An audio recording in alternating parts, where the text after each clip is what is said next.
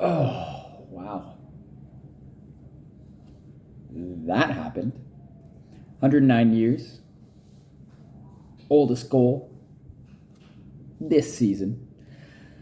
Toronto wins 5-2 against Philadelphia Flyers in a boring game. Like, Flyers didn't care. The Leafs were just like, yay, we're playing another game. We got Tampa coming up. Austin's not in. We got Abrazazi. He's going to center the top line. It worked. It worked. You know, the defensive pairings worked.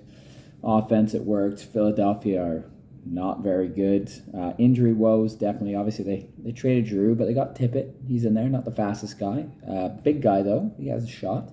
Not having Couturier really sucks. Jones got left out to dry. He's been left out to dry plenty of times this year. Remember that Washington goal where it was like 5 Flyers leaving the zone? It was like watching my rec hockey team trying to defend or break out without the puck. That's been the season for Philadelphia. And it happened tonight. Oh, Keith Yandel, bless you, buddy. You don't get to 1,000 straight games playing against Toronto because you get taken out of the lineup, probably scratched. And then tonight you got Wayne Simmonds spinning around and putting you on your ass. And then Giordano and Speeza add into that play for an absolutely ridiculous goal. So how the game played out, it was, all right. Not much is happening here, and good luck, Jack Campbell. That's all my thought was. Leafs get on the board first. Timothy Liljegren. Yes, remember, Timothy Liljegren's only 22 years old. He's already, he's playing with Giordano. He's getting in that top 4 conversation.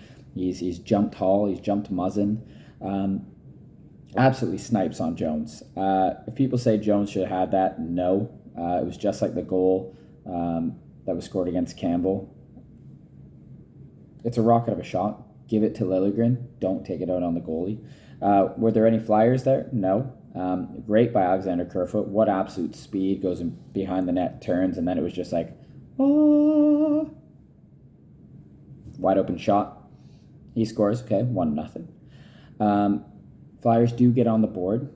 James Van Riemsdyk with a great tip, doing James Van Riemsdyk stuff. Apparently it was his 21st of the year. That was his former number for Toronto before the whole jersey thing, and him switching to 25. I still feel him at $7 million is expensive, but that's why he's not a Leaf anymore, and he went back to Philly.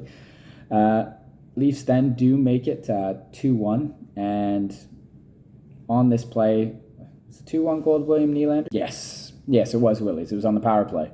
And the Flyers gave, it looked like 6 feet wide, pure pass for Mitch Marner. I could have made that pass. Pretty sure my 1-year-old has made that pass with our mini sticks. And then William Nylander, he gets the puck and he's like, oh, what am I going to do? I got a lot of time here. Shoots, scores, beats Jones, makes it 2-1. And then obviously we saw Wayne Simmonds coming in on Keith Yandel, turn his back to him. Keith Yandel falls on his ass. He drops it to Jason Spezza, feeds it over to Giordano. Yandel's like, what's going on? He looks this way, and Giordano passes it to Spezza because whoever was coming back, 4D, I don't know who it was, wasn't on Spezza, and it was just a simple little redirect. Beautiful goal. Oh my God. Beautiful goal, and I loved it. 109 years combined for the goal of the night, maybe. I don't know. Sasha Barkov's is pretty good in OT. Anyway, beautiful. It's 3-1. Leafs do make it 4-1. David Kampf with the slowest looking tip. And I was like, what? I thought maybe it hit William Nylander. I thought, okay, the way Jones went down, I was like, oh, William Nylander made contact. Yes, skate did contact with skate, but the puck was already by Jones and it was already going in. They make it 4-1. I liked how Willie just stood there in front of the net. It was just being a nuisance. I'll say early in the first period, even though not much happened, Toronto was just trying to get traffic in front of the net and throw some shots in there. Get some deflections, look for some dirty goals. Pierre Engvall was in front of the net, McKayev, Nylander. They all were. I really liked that because there's some playoff style goals that will happen. It will come from that. So I'm glad the Leafs went with that method, that game plan to start, just to see what would happen. We carry on, and Flyers do get a brilliant goal, and it's the defenseman who went -4 against Toronto, and then I think his next game was against Nashville when they lost 9-2 and went -5. He scores, and I think it's Ronnie Attard. He scored. He was the one who went in for Yandel, and Yandel missed. He was at 989 consecutive streak. He's going to get beat by Phil Kessel next year, potentially. He scores absolute snipe over Campbell. Campbell didn't see it. I'm not going to lie. I was like, where'd the puck go when it first went in? I was like, oh, did it go over the glass? Hit off a bar. Beautiful shot to make it 4-2. And then Engvall just feeds it up to Mikheyev. Literally empty net, 6-on-5. Brody up to Engvall. And then Engvall literally just fed it into space and let Mikheyev skate on. Goal, empty netter, 5-2 Leafs. Was it ever in doubt? No. Was it a fast-paced, hard-hitting game? No. It was just a game. It was literally, it felt like my Tuesday night rec hockey game here in Qatar. You know what I mean? Not playoffs. That gets a little bit more intense in that game.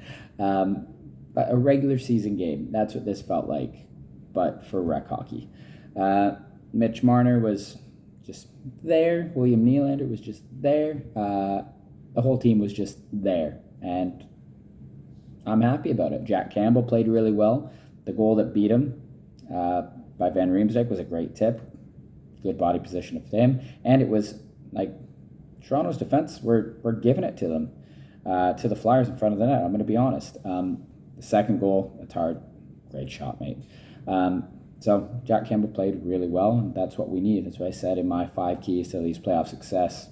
Good goaltending, make the saves that you should, make a few extra that maybe you shouldn't, give the team a chance. And I think I saw they're 34-3-1 when the Leafs have over 900 goaltending save percentage. That's insane. This team, man, they're good. We don't even have Austin Matthews, though. If you look at his practice videos, he has a different injury. No, it is an injury, or he would be playing. But he's still Austin Matthews, and he's still better than 98% of the league. Anyway, thoughts down below on the game. If you haven't seen my other video, the 5 keys to Maple Leafs playoff success, I'll post it at the end of this video. Take a look at that. Comment your thoughts. Tampa's coming up soon. Tampa or Boston. Scouts were there. They were there to scout the Leafs. And I loved it because Keefe was like, hey, here's some random lines. Good luck. Anyway, that's it for me. Go Leafs, go.